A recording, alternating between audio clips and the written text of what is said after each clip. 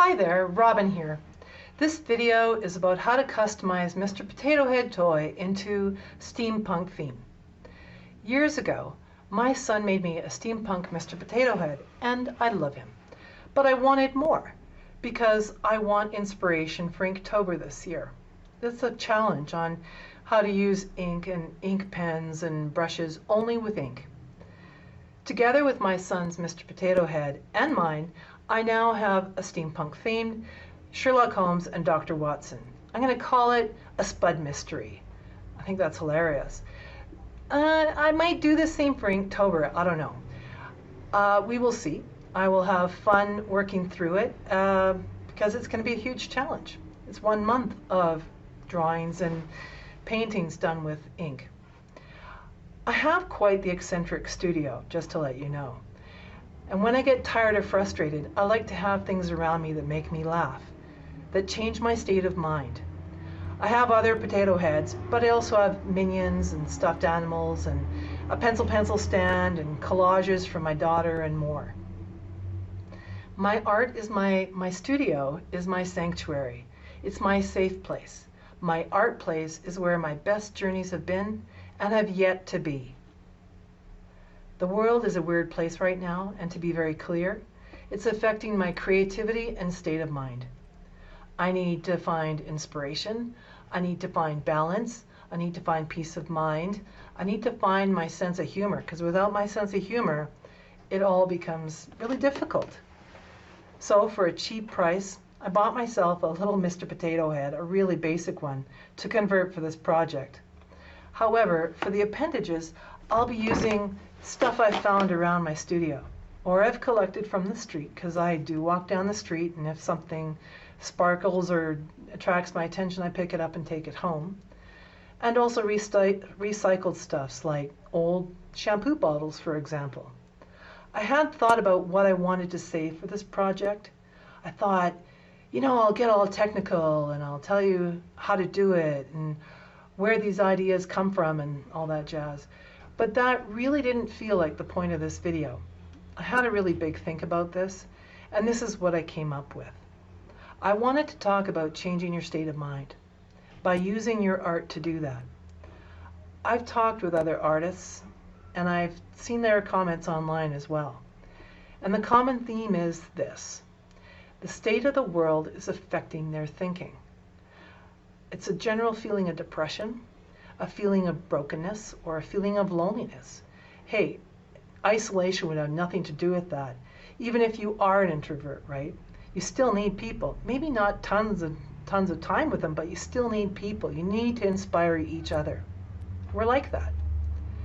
Some people, to create art as therapy works really well for them. And so they deal with it every day. But there are also some people who are going through a block, through a creative art block, and that is really a hard time. It sucks. When I get like this, I use my art to break through the block or the negative state of mind. I like to choose something that makes me laugh, because laughter heals my brain. The more I look around and see something that makes me laugh, the more productive I get, and the more inspiring my art seems to be. It inspires me. And something completely different, that it's got to be art that's something completely different than what I normally do. I use art and I use it to try and break the cycle of my thinking. When you're creating, you have lots of time to think. And for me, art is my meditation because of this time and the focus. When I give myself something completely different to create, like a sculpture, that task becomes even more meditative.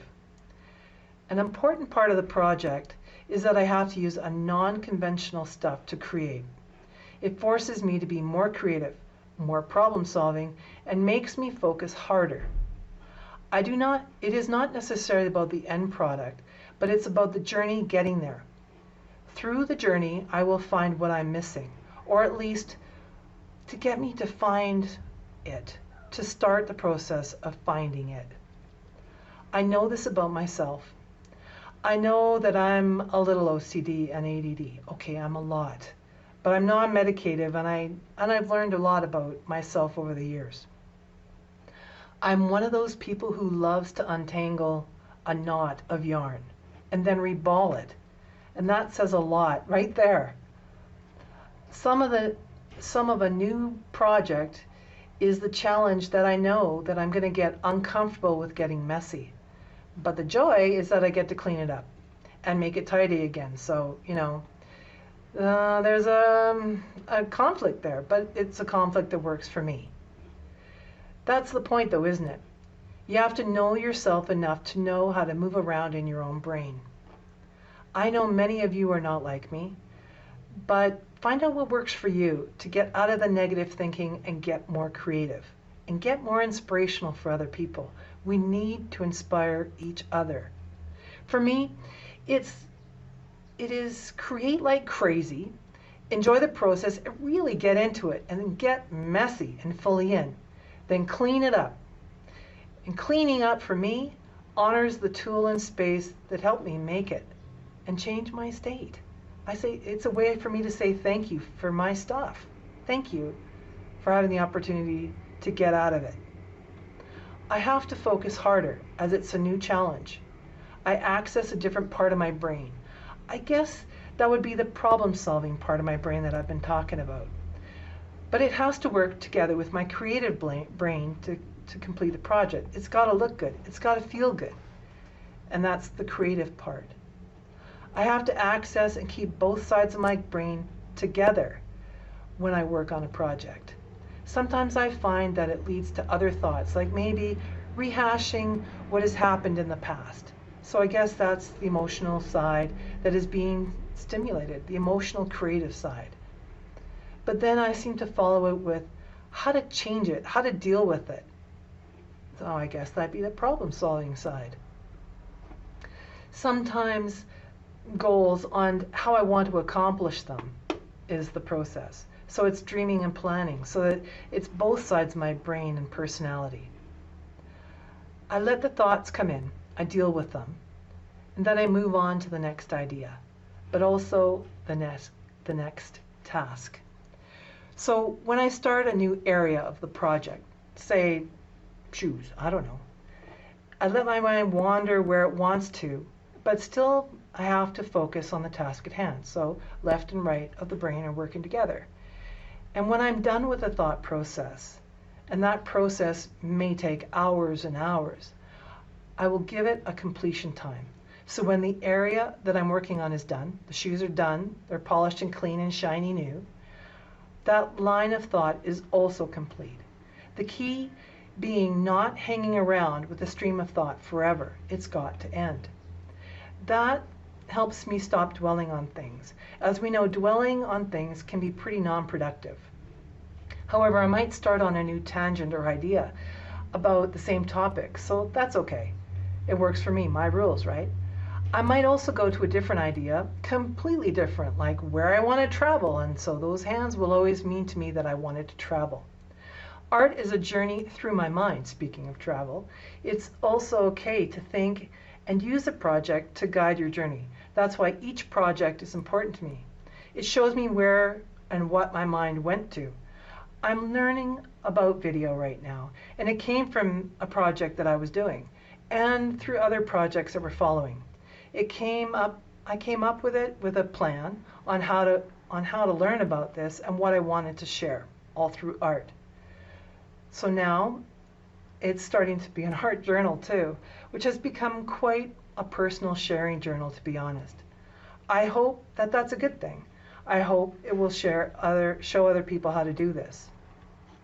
How to use art as a meditation and a way to change your state of mind, a way to get to understand yourself and what you think and what you like and what you don't like and who you really are. When I'm done or completed an art piece, I almost always want to celebrate it. I want to celebrate it because I've not only been successful with bringing art to completion, I've dealt with personal issues and meditated through them. I have solutions, knowings, insights that are specific and work best for me. We all need this.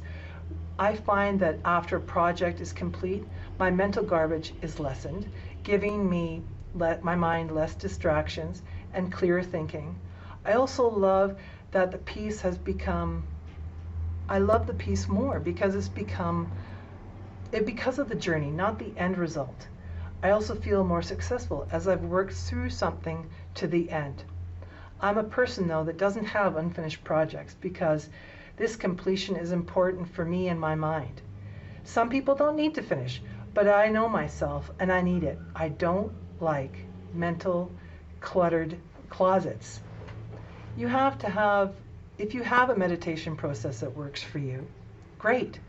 Continue it if it helps. But if you're a person who requires something different, here's a process that might work for you. Just give yourself the space and energy to do that, but also give yourself the right to make bad art. Make art that no one understands but you. You don't have to share your art. You don't have to make works of masterpiece. What you do need to do is give yourself the ability to navigate through space and time. Give yourself the acceptance of yourself. Give yourself the gift of art and see where it takes you. So, if you're enjoying my steampunk situation and watch me put my steampunk back together to the end, I'm really glad. And I hope you subscribe or click the bell icon to be notified for future videos. And I hope you inspire yourself to play with the same idea. Play with the ability to play. Art is supposed to be joyful and fun. So here I am playing with my art, putting Mr. Potato Head back together any way I want to, enjoying the glasses, enjoying what I learned. Give yourself art. You deserve it. Enjoy it. And I really, really hope you have fun doing it and change your state of mind. Share it, be inspirational, and I'll talk to you another day. Bye.